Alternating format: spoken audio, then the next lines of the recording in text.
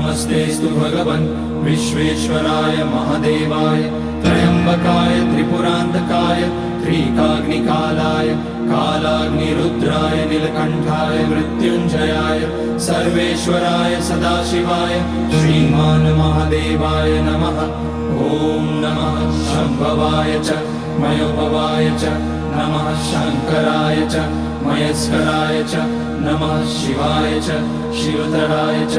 ॐ त्र्यम्बकं यजामहे सुगन्धिं पुष्टिवर्धनम् उर्वारुकमिव बन्धनान् मृत्योर्मुक्ष्यमामृतात्।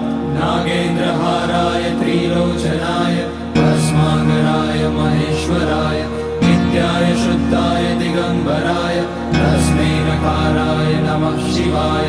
मन्दाकिनी सलिलचन्दन चर्चिताय नन्दीश्वर प्रमथनाथ महेश्वराय